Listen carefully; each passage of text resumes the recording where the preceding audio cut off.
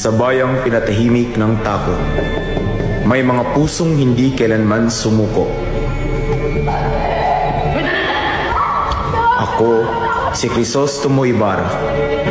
7 taon akong naglakbay sa Europa. Dala ang pag-asang muling magliliwanag ang aking bayan. Ngunit sa aking pagbabalik,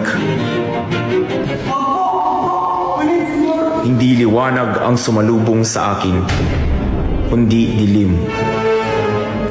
Pang-aapi, takot, katahimikan. Ito ba ang bayang aking mahal? Kung ito ang katotohanan, hindi ako mananahimik.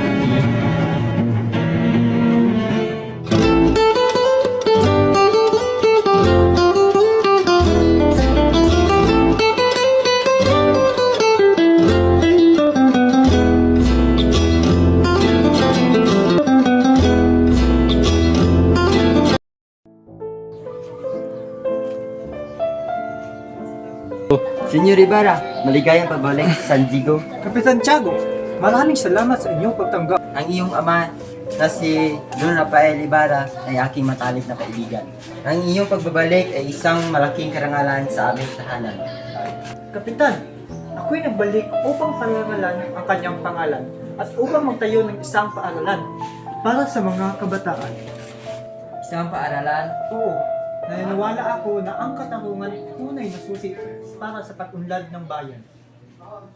maupo ka, Senyor Ibarra. Maraming salamat, Kapitan Tiago. Mga ginoong, si Senyor Ibarra. Magandang umaga. Magandang umaga. Aba, ang mga Indio na nag-aaral sa Europa ay nagbabalik ng puno ng kayabangan. Sir, ang aking pag-aaral ay hindi upang manghamak, ito ay upang maglingkod. Ay dapat manatili sa kanilang lugar. Padre, pwede bang Ang iyong ama na si Don Rafael ay isang ihe. Ay, ano ito? Mga Indio, hindi nyo ba ako pabibigyang galang? Isang dama ang harap nyo. Kung ako ang tatanungin, ang mga Indio ay dapat marunong gumalang sa nakapataas. Tiya! Crisostomo. Ang aking ama ay isang mabuting tao. Kung mabuti ang iyong ama, bakit siya namatay nang walang basbas sa simbahan? Itulutan na lakas namin niyo ang kanyang pangalan. Ibarra,